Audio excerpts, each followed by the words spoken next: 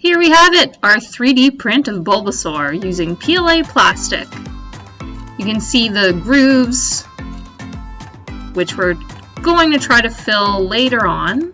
But first, I wanted to sand down the bottom part because there were a lot of plastic pieces sticking out. I also filed his nails. I used initially 150 grit paper to get the big pieces off, and once we had the primer on, I used 1000 grit just to get it a little smoother. So that's after the 150 grit.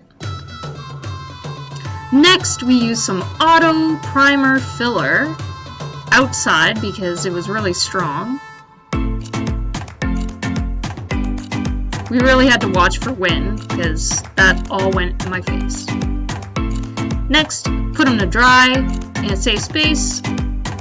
This is him all dried up with a primer, and he was ready to paint. This was, of course, after we did the 1000 grit paper on him, just to smooth him out a bit. Next, I used some green acrylic paint with a bit of white for the bulb part.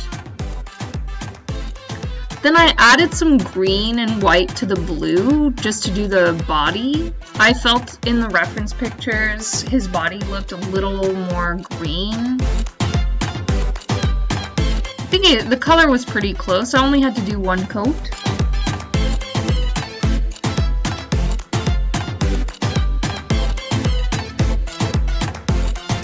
Painting around the face is always very difficult. You don't want to get it in places where there's going to be lighter paint, like the eyes.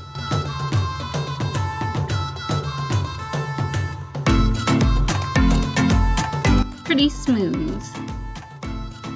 Next, I did white for the eyes, the teeth, and the nails as well. Nails were very hard to do, but I did my best, as you can see.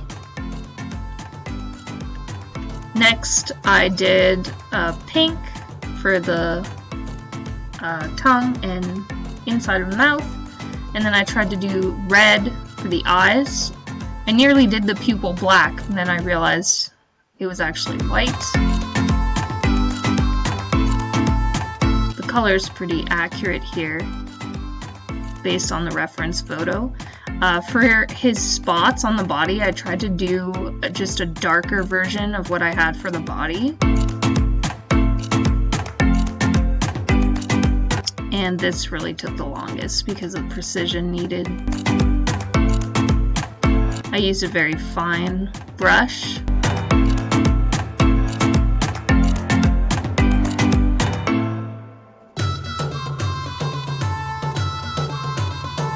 Also for the spots, I only had to do one coat. The acrylic paint is actually pretty good. And that's it! I'm actually really glad with how he turned out. There's a bit of blue on his bulb, but no one cares. Look at him! Woo!